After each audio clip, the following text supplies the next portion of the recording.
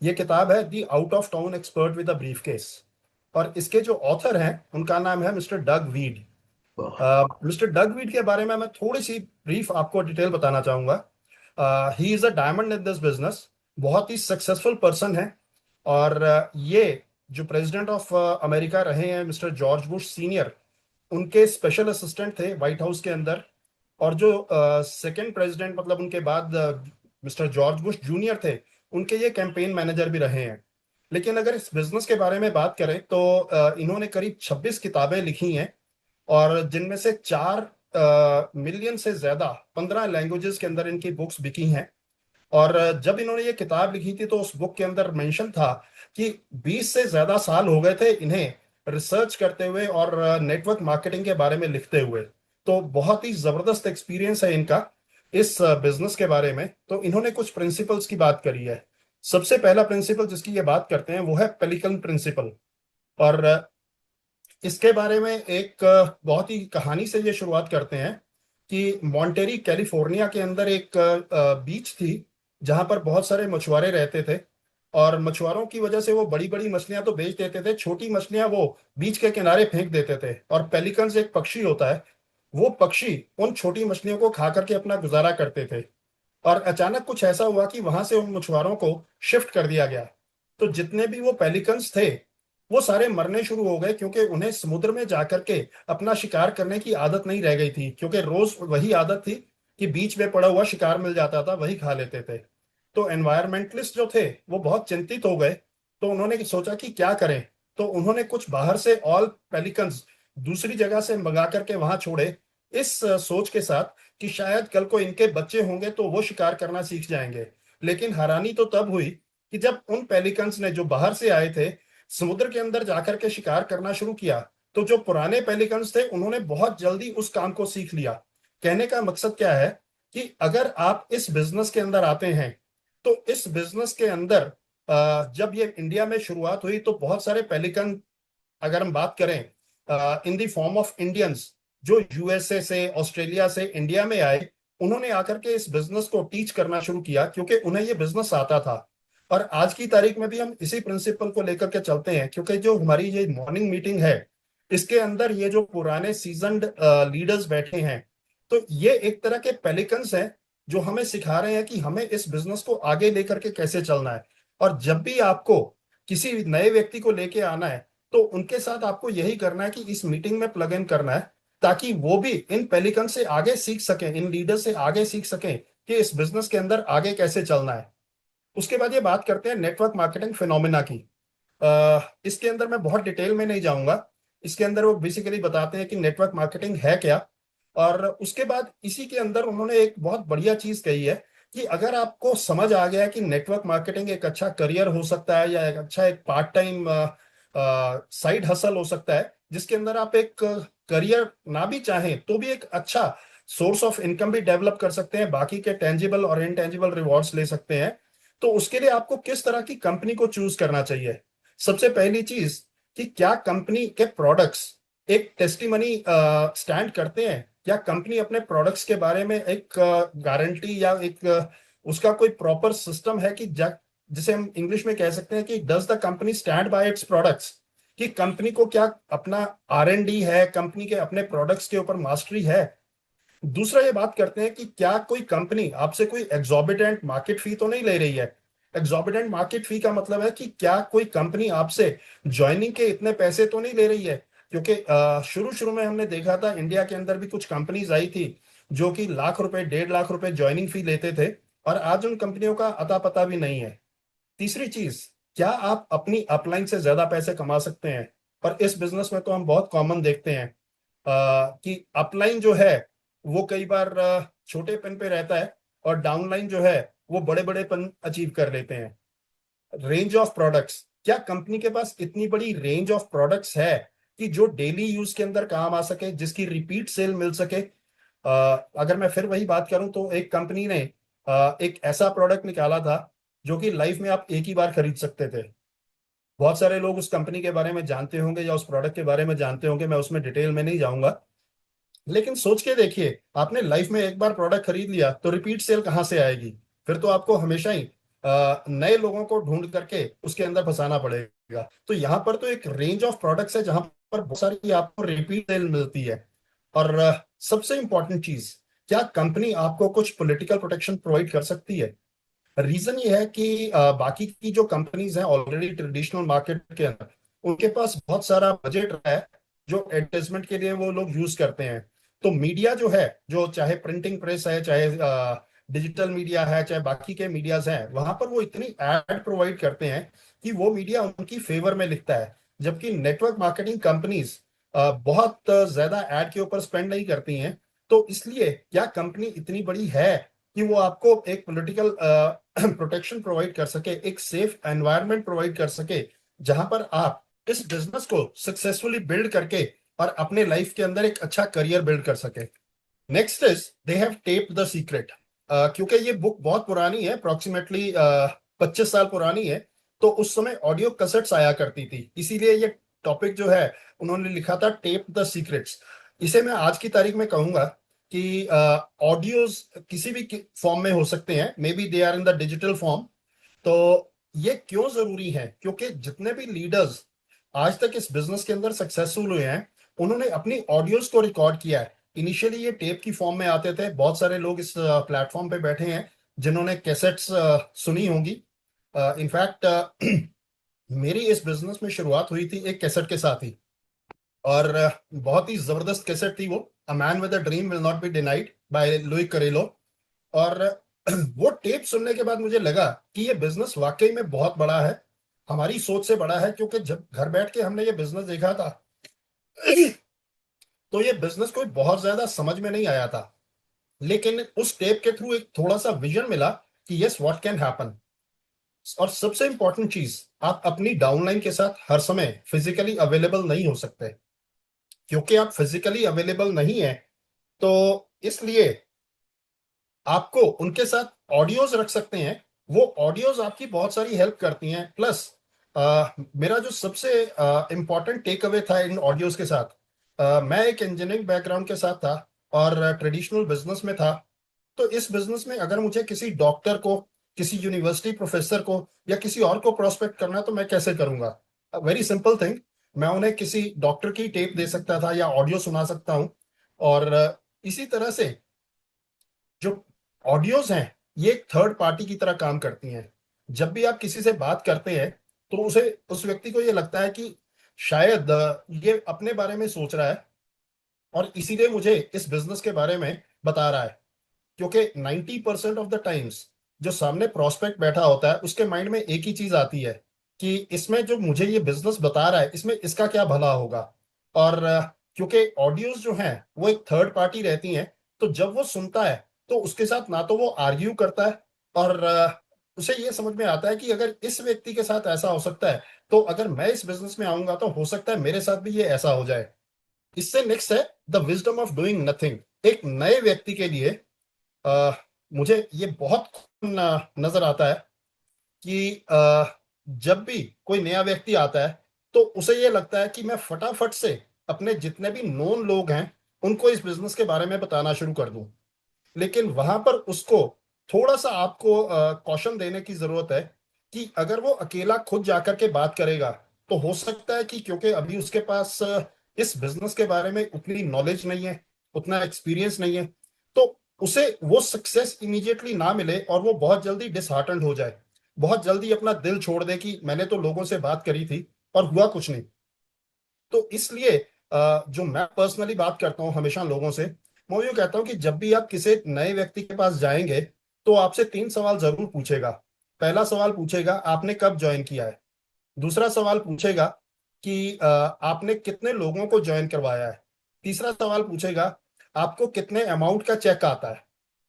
और इसका एक रीजन है, ट्रेडिशनल बिजनेस के अंदर जब भी हम किसी के साथ एक बिजनेस पार्टनरशिप की बात करते हैं, तो सामने वाला ये जानना चाहता है कि क्या आपको इस बिजनेस का एक्सपीरियंस है, क्या आप ऑलरेडी इस बिजनेस से कुछ अर्न कर रहे हैं, क्या आपको ऑलरेडी इस बिजनेस के अंदर सक्सेस है जो आप मेरे साथ पार्टनरशिप करना चाहते हैं, तभी मुझे आप पर भरोसा होगा।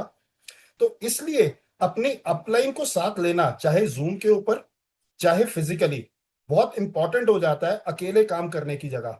क्योंकि यदि आप अपने साथ अपने अपलाइन को लेके जाएंगे तो उनके पास एक्सपीरियंस है, डेफिनेटली है। अगर हम यहाँ पर जितने भी लीडर्स बैठे हैं उनकी बात करें तो they are all experienced leaders. क्या उनके पास ऑलरेडी अर्निंग है? हाँ, बहुत अर्निंग अच्छी कर रहे हैं, एक अच्छी लाइफ लीड कर रहे हैं। क्या ऑलरेडी सक्सेसफुल हैं? हाँ, उनके पास बहुत अच्छी सक्सेस अवेलेबल है जो इस बिजनेस के थ्रू उन्होंने अचीव करी है।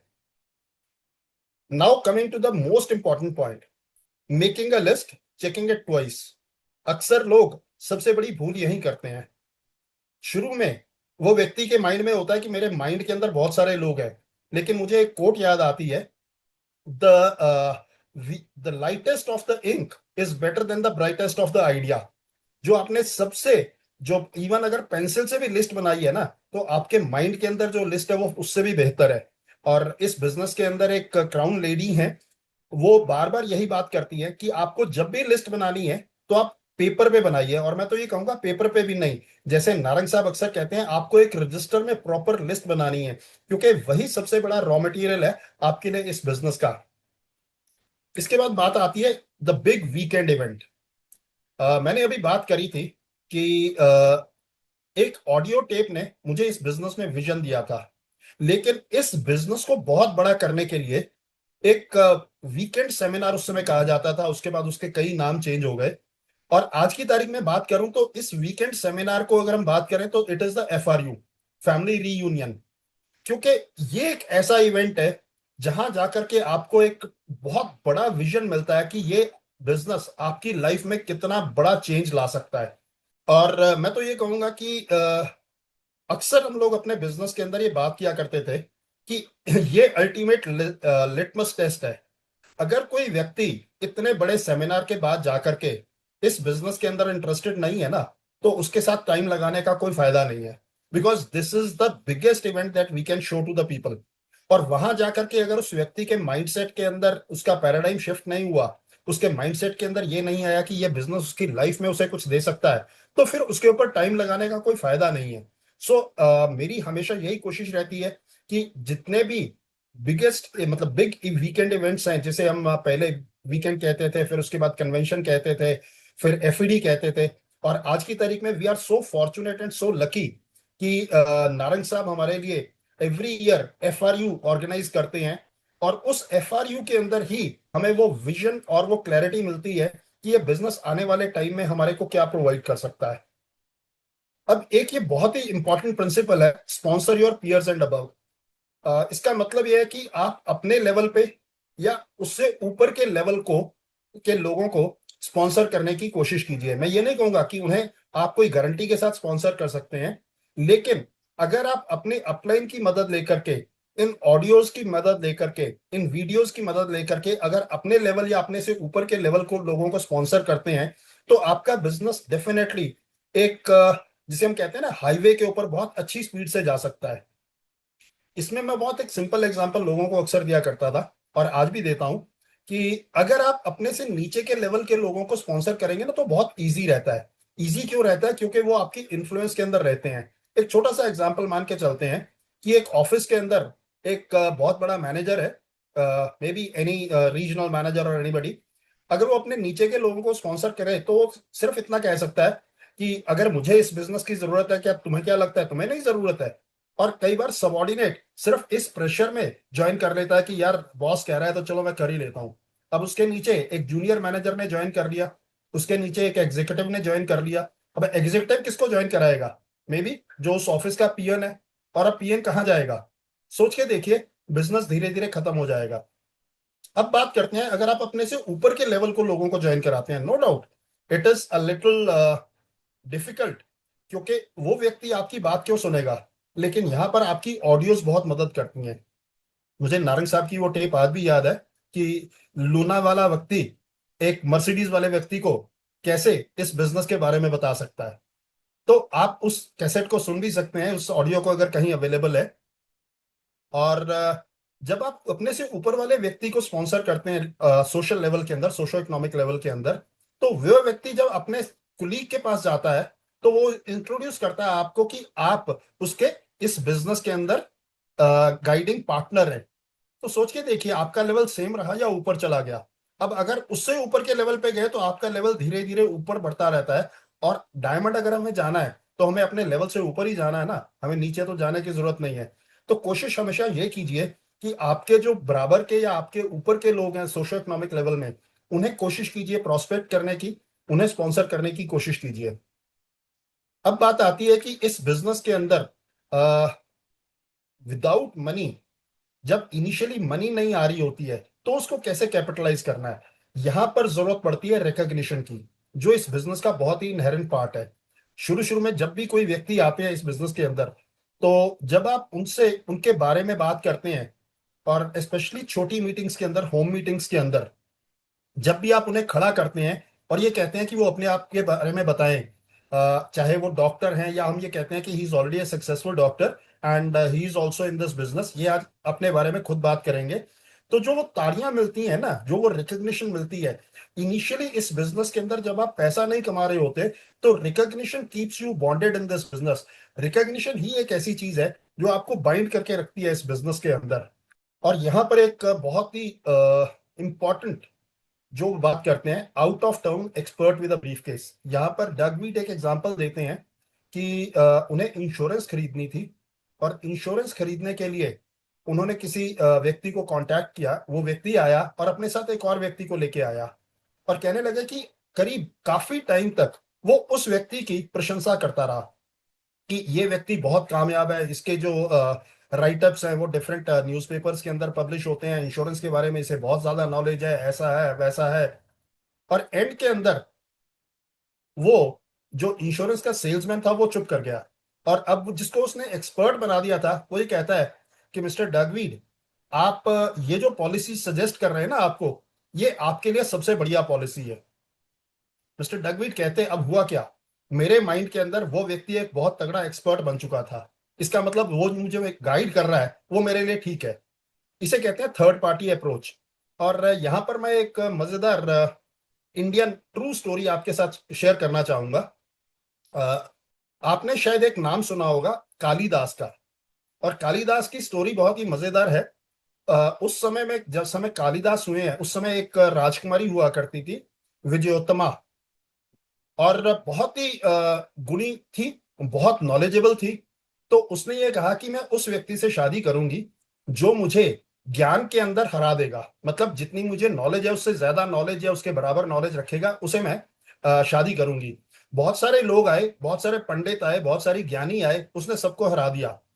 अंत में वो जो ज्ञानी पंडित थे वो बड़े परेशान हो गए, कहते इसकी शादी ना किसी महामूर्ख से कर देते हैं। अब उन्होंने व्यक्ति ढूंढना शुरू किया। एक व्यक्ति लकड़ी के पेड़ के ऊपर बैठ करके लकड़ी काट रहा था, और उसी लकड़ी को काट रहा था जिस पर वो बैठा हुआ था। उन्होंने कहा कि इससे ज्यादा महामूर्ख कोई नहीं हो सकता। वो उसे ले आए और उसे ये कहा कि तुझे बोलना कुछ नहीं है, बिल्कुल चुप रहना है। राजकुमारी को यह कहा कि ये बहुत बड़े पंडित हैं, बहुत गुणी ज्ञानी हैं, बट इन्होंने तब तक मौन व्रत धारा हुआ है जब तक ये अपनी शादी नहीं कर लेते। तो आपको जो भी पूछना है आप इशारे से पूछ सकती हैं। अब उनके बारे में उन पंडितों ने इतना ज्यादा हाइप हाइप क्रिएट कर दी कि राजकुमारी को ये लगा कि वाकई ये कोई बहुत बड़े पंडित हैं। तो राजकुमारी ने एक उंगली खड़ी करी। अब जवाब में कालिदास ने दो उंगली खड़ी कर दी। तो राजकुमारी ने पूछा कि पंडितों से कि ये क्या कह रहे हैं। उन्होंने कहा कि आपने सवाल क्या पूछा था। तो कहती मैंने सवाल पूछा था कि क्या भगवान एक है। कहते जी इन्होंने जवाब दिया भगवान एक जरूर है, लेकिन उसके दो रूप हैं, एक निर्गुण एक सरगुण। अब राजकुमारी को लगा तो जवाब तो बिल्कुल ठीक है, मतलब मैंने सवाल पूछा नहीं, इन्होंने फिर भी जज कर लिया। फिर राजकुमारी ने ऐसे पांच का इशारा किया, तो कालिदास ने आगे से मुट्ठी बना ली। अब राजकुमारी ने पूछा कि ये क्या जवाब दे रहे हैं। उन्होंने पूछा जी आपने क्या पूछा। उन्होंने कहा जी मैंने पूछा था कि ये जो पांच तत्व हैं इनकी महत्ता क्या है। तो कहते हैं जी कालिदास ने आगे से जवाब दिया कि जब तक ये पांच तत्व इकट्ठे नहीं होते तब तक इनकी कोई वैल्यू नहीं है, क्योंकि ह्यूमन बॉडी के अंदर ये पांचों तत्व इकट्ठे होंगे तभी ह्यूमन बॉडी काम करेगी। अब राजकुमारी को लगा कि ये वाकई बहुत गुणी ज्ञानी है, शादी हो गई। शादी के बाद पता लगा कि ये तो महामूर्ख है। उसने पूछा कि आपने जवाब क्या दिए थे। उसने कहा कालिदास ने कि जब आपने एक उंगली खड़ी करी तो मुझे भूख लगी थी, मुझे लगा कि आप एक रोटी खाओगे, मैंने कहा नहीं दो खाऊंगा। बोले जब मैंने ऐसे किया, कहते आपने थप्पड़ दिखाया तो मैंने घूंसा दिखा दिया। बट कहने का मकसद क्या है, it was on the lighter side. कहने का मकसद है कि जब भी आप इस बिजनेस के बारे में किसी से बात करते हैं, तो आप एक थर्ड पार्टी की अगर हेल्प लेते हैं, क्योंकि आपका कस्टमर या आपका प्रोस्पेक्ट आपको जानता है, वो थर्ड पार्टी को नहीं जानता है। तो थर्ड पार्टी की जब आप एडिफाई करते हैं, जब आप थर्ड पार्टी के बारे में बात करते हैं कि he is already an expert on this subject. बहुत बार हम लोग यूज करते हैं on the phone also, on the zoom also. हम अक्सर अपने प्रोस्पेक्ट के बारे में या अपने कस्टमर के बारे में, जिससे भी हम उस समय अपने अपलाइन के अंदर हेल्प ले रहे हैं, उसको ऑलरेडी बता देते हैं। हाँ, यहाँ पर एक मैं कॉशन जरूर यूज करूंगा। कई बार हमारे साथ भी ऐसा हुआ है कि हमारा डाउनलाइन हमारे पास आता है और ये प्रोस्पेक्ट के बारे में बहुत बड़ी बड़ी बातें करनी शुरू कर देता है कि ये बहुत बड़े अफसर हैं, ये बहुत बड़े डॉक्टर हैं, ये ऐसा है। और फिर उन्हें कहता है ये मेरे अपलाइन है। तो वहां पर ये थर्ड पार्टी काम नहीं करेगी, क्योंकि मिस्टर कार्ल रेडन की बात मुझे बहुत अच्छे से याद है। मोस्ट ऑफली मिस्टर कार्ल रेडन थे या किसी और लीडर ने कहा था कि अगर कोई व्यक्ति मुझे आकर के एक डॉक्टर के बारे में बोलना शुरू कर दे कि ये बहुत बड़ा डॉक्टर है, इतना सक्सेसफुल है, इतनी सर्जरीज करता है, हेड ऑफ द डिपार्टमेंट है, तो कहता मैं उनसे एक ही सवाल पूछता हूँ, क्या आप मुझे डॉक्टर बनाना चाहते हो या इस व्यक्ति को डायमंड बनाना चाहते हो? तो यहाँ पर एक वर्ड ऑफ कॉशन है कि आपको प्रोस्पेक्ट या अपने कस्टमर के बारे में बड़ाई नहीं करनी है। और जब भी बात करें तो जेन्युइन बात करें, कभी भी फेक ना करें, जैसे कालिदास के केस में हुआ था, अदरवाइज दिक्कत हो सकती है। So moving on to the next slide, there is cross fire and cross lining. सबसे बड़ा इस बिजनेस का रोग, जब भी लोग क्रॉस लाइनिंग करते हैं, अक्सर ये कहा जाता है कि cross line is cancer, cross lining is cancer in this business. Cross line कौन होता है? आपकी अपलाइन, आपके ऊपर जितने भी लोग हैं इस बिजनेस के अंदर, और आपकी डाउनलाइन, उनके अंदर आप इस बिजनेस को डिस्कस कर सकते हैं। आपकी क्रॉस लाइन जितने भी इस प्लेटफॉर्म पे बैठे हैं, हम सभी नारंग साहब की डाउनलाइन है। बट आपस के अंदर हम कभी भी बिजनेस नहीं डिस्कस करते हैं, क्योंकि इस बिजनेस के बारे में कोई भी पॉजिटिव या नेगेटिव डिस्कस करना है तो उसका एक गोल्डन रूल है कि जो भी नेगेटिव है वो आप अपनी अपलाइन के साथ डिस्कस करते हैं। नेगेटिव्स होते हैं, आपके बिजनेस में होते हैं, एनवायरनमेंट के अंदर होते हैं, इस बिजनेस के जो सिनेरियो है उसके अंदर होते हैं। तो वो आपको अपने अपलाइन के साथ डिस्कस करने हैं, डाउनलाइन के साथ कभी नहीं करने हैं। और जो भी पॉजिटिव इंफॉर्मेशन है वो हमेशा अपनी डाउनलाइन के साथ आपको डिस्कस करनी है। Assume at all times that you have bad breath and act accordingly. इसका बहुत सिंपल सा है कि आपकी पर्सनल हाइजीन और आपके जो पर्सनल ड्रेसअप है उसके बारे में आपको हमेशा ख्याल रखना है। इस बिजनेस के अंदर मैंने एक डायमंड से सुना था कि एक बार वो बीच के ऊपर घूम रहे थे और वहां पर उन्हें कोई अच्छा व्यक्ति मिला जिससे वो मतलब एज अ प्रोस्पेक्ट समझ रहे थे। बट वहां पर उन्होंने उससे कोई बात नहीं करी, सिर्फ एक चिट चैट करके उसका टेलीफोन नंबर ले लिया। और जब प्लान दिखाने गए तो he was properly dressed up. Reason being कि आपको अक्सर कहा जाता है ना, you don't get a second chance to make a first impression. तो जो आपका फर्स्ट इंप्रेशन है वो बहुत इंपॉर्टेंट होता है जब भी आप बिजनेस की बात करें।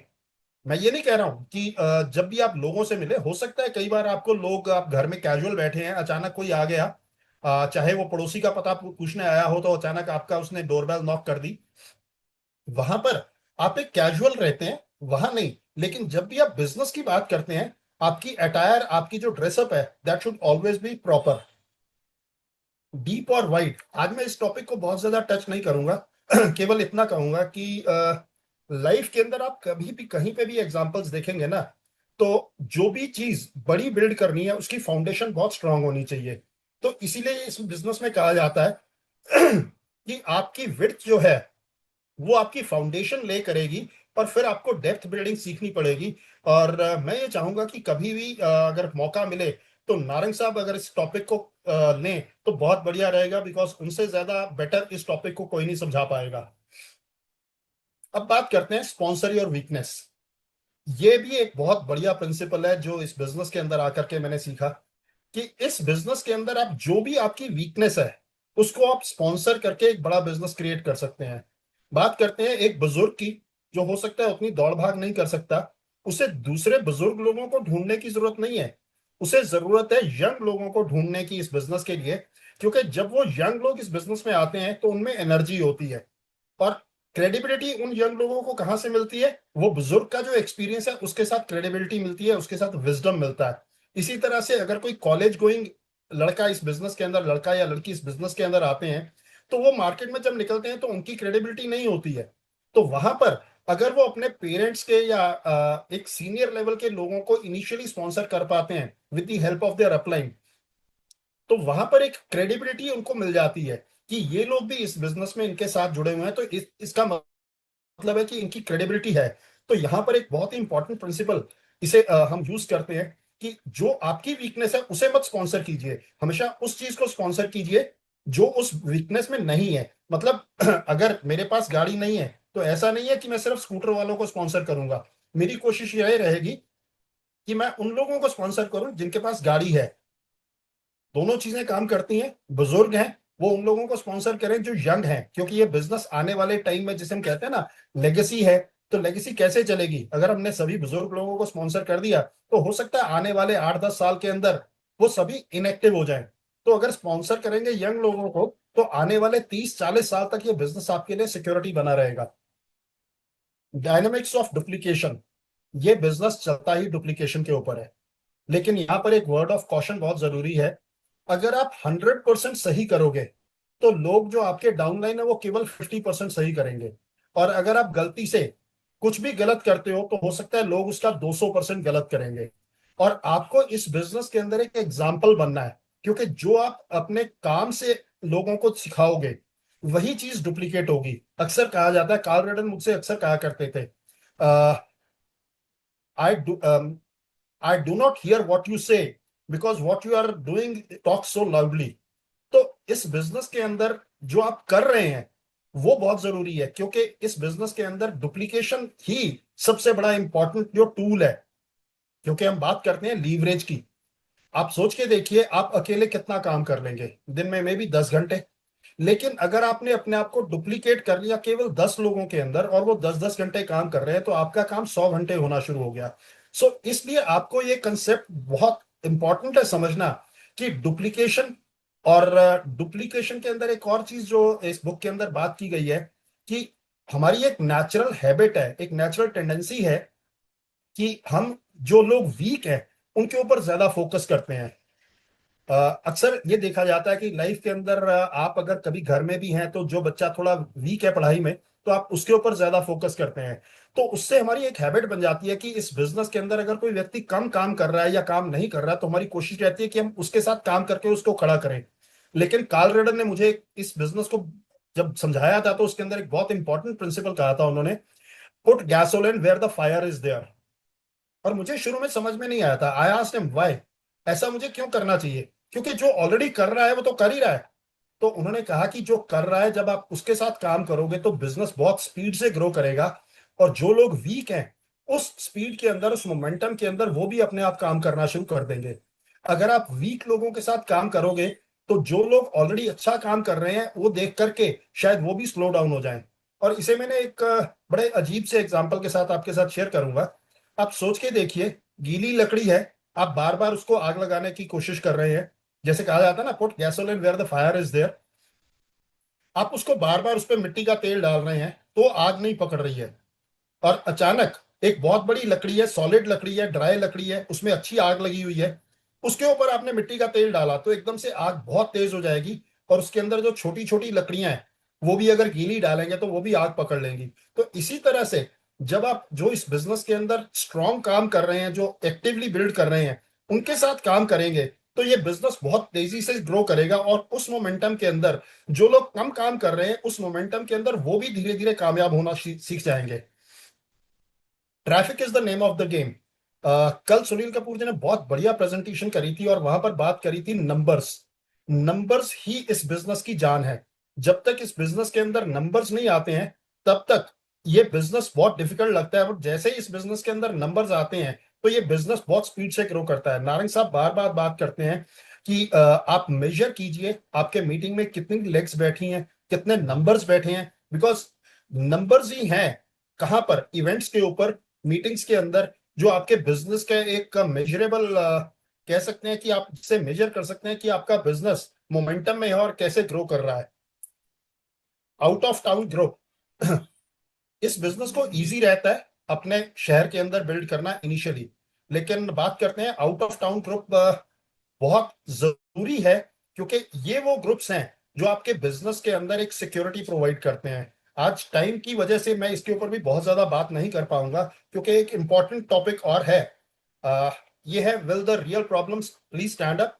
जब भी बिजनेस के अंदर कोई दिक्कत आती है तो आप सोचते हैं कि शायद बिजनेस की वजह से है, लेकिन उसकी रियल प्रॉब्लम कुछ और होती है। और यहाँ पर एक कॉशन है कि आप काउंसलर नहीं है। आपको जो भी आपके सक्सेसफुल अपलाइन लीडर हैं, जिसे जिन्हें इस बिजनेस का बहुत बड़ा एक्सपीरियंस है, उनके साथ वो प्रॉब्लम्स डिस्कस कर सकते हैं। हो सकता है प्रॉब्लम पेरेंट्स और चिल्ड्रन की हो, प्रॉब्लम हस्बैंड एंड वाइफ की हो, जिसकी वजह से ये बिजनेस कई बार इफेक्ट होता है। तो जब भी लोग आपके साथ वो प्रॉब्लम शेयर करते हैं, क्योंकि आप लोगों के घरों में जाते हैं, उनसे बात करते हैं, उनके घर के बारे में जानते हैं, तो आप काउंसलर मत बने। आप अपनी अपलाइन के साथ डिस्कस करें कि इस चीज को कैसे सॉल्व किया जा सकता है। अंडरस्टैंडिंग द साइकिल्स, ये बिजनेस साइकिल्स के अंदर मूव करता है। और यहां पर मैं एक फोटो आपके साथ शेयर करना चाहूंगा। ये फोटो मेरी डायरी के अंदर ड्रॉन है, and this was drawn by none other than our own mentors mentor, super mentor mister Carl Redden. उन्होंने मुझे ये बिजनेस के अंदर से साइकिल सिखाए थे कि ये बिजनेस ऊपर भी जाएगा, नीचे भी जाएगा। और उन्होंने ये कहा था कि इस बिजनेस को ज्यादा तेजी से बिल्ड करने का समय तब होता है जब ये बिजनेस बिल्कुल टॉप पे होता है, जब पीक पे होता है। क्योंकि जब ये नीचे आना शुरू हो जाता है तो आपकी एनर्जी लगनी शुरू हो जाती है ये नीचे जाने से रोकने के लिए। और उन्होंने एक और बात कही थी कि जब भी ये नीचे जाना शुरू हो जाए, एक्स्ट्रा एफर्ट डालो ताकि आप इसको फ्लैट लेके आ सको। अगर आप इस बिजनेस को नीचे, बिल्कुल नीचे जाने तक वेट करोगे तो दोबारा से उठाना बहुत मुश्किल हो जाएगा। तो एक्स्ट्रा एफर्ट की जरूरत होती है तब नहीं जब ये बिजनेस नीचे चला गया, तब जब आप ऑलरेडी इस बिजनेस के अंदर ग्रो कर रहे हैं, जब आपके इस बिजनेस के अंदर मोमेंटम है, जब आपने एक नया पिन अचीव किया है, that is the time when you need to put in the maximum effort. और यहाँ पर डग वीड एक और साइकिल की बात करते हैं कि इनिशियली आप हो सकता है 6 महीने तक काम कर रहे हैं, आपको रिजल्ट नहीं आ रहा, आप ये सोचते हैं कि रिजल्ट तो आ नहीं रहा, और अचानक आप बैठ जाते हैं कि मैं काम नहीं करूंगा। और जैसे ही आप बंद करते हैं वैसे ही आप देखते हैं कि ये बिजनेस तो अपने आप कुछ ना कुछ मोमेंटम दे रहा है, कुछ ना कुछ पीवी अपने आप हो रहे हैं, वॉल्यूम अपने आप हो रहा है। तो आपको लगता है कि अच्छा, आप फिर काम करना शुरू करते हैं। तो जब आप ऐसा करते हैं तो आपका बिजनेस हमेशा ऊपर नीचे ही रहेगा। इसलिए इस बिजनेस के अंदर एक जिसे गेस्टेशन पीरियड कहते हैं ना, वो करीब 3 से 6 महीने का रहता है। इनिशियली आप 3 से 6 महीने काम करते हैं तो उसके रिजल्ट्स आपको धीरे धीरे उसके बाद आने शुरू होते हैं। You are closer than you think. यहाँ पर मैं बड़ी सिंपल सी बात कहूंगा कि इस बिजनेस के अंदर शुरू के अंदर सब व्यक्तियों को लगता है कि पता नहीं कैसे चलेगा, कब होगा, कैसे होगा। लेकिन जैसे ही आप मोमेंटम गेन करते हैं एक पर्टिकुलर लेवल के बाद, स्पेशली 15% बीबीआई के बाद, फिर ये बिजनेस बहुत तेजी से ग्रो करता है। उसका कारण है कि अब आपकी डुप्लीकेशन हो चुकी है, आपके साथ बहुत सारे लोग हैं जो काम कर रहे हैं, आपको एक्सपीरियंस है, आपको नॉलेज है, and then you can really move very fast. और मैंने बहुत सारे लोगों को देखा है जो 15 के बाद 18 पे भी ब्रेक नहीं मारते हैं, डायरेक्टली 21% पे पहुंच जाते हैं। बिकॉज इस बिजनेस के अंदर ये खासियत है कि पावर ऑफ मल्टीप्लिकेशन काम करती है और ये बहुत स्पीड से ग्रो करता है। लास्ट के अंदर नैन्सी डॉर्नन एक क्राउन एम्बेसडर हैं, जो ये कहती हैं it is an inside job.